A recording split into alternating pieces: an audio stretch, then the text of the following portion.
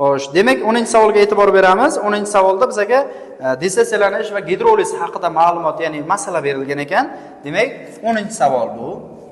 Xo'sh, X, Y tuzi dissotsialanganda X2+ va Y- ionlarni hosil qiladi. Aynan bu tuz.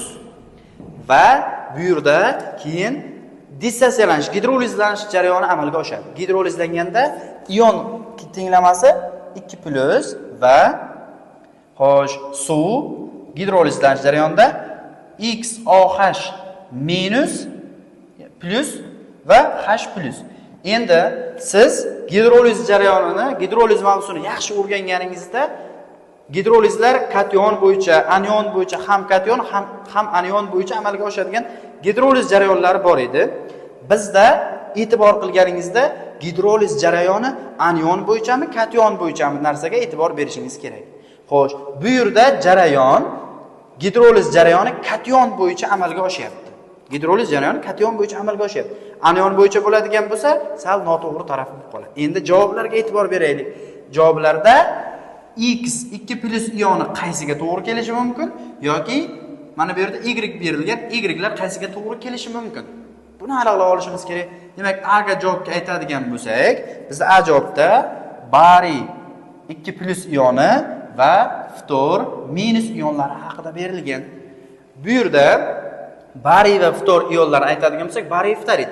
Bariy ftorid dissotsiyalanadigan bo'lsa, bariy gidroksidimiz bu o'sha bariy gidroksid hosil bo'ladi. Bariy gidroksid bo'ladigan bo'lsa, bariy kuchli gidroksid, ya'ni u muhitda ishqoriy muhit beradi va bu yerda bariy gidroksid kation bo'yicha gidrolizni amalga oshirmaydi.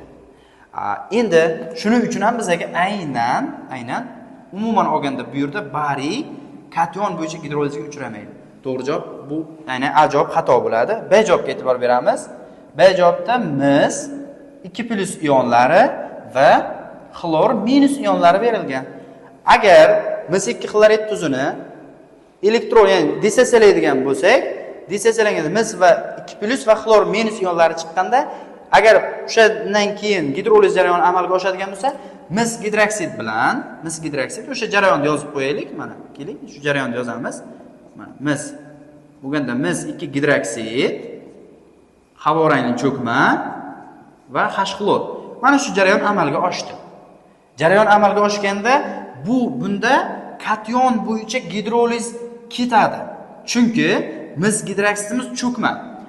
Anion bo'yicha gidroliz amalga oshmaydi. Chunki xlorid kislotamiz kuchli kislota.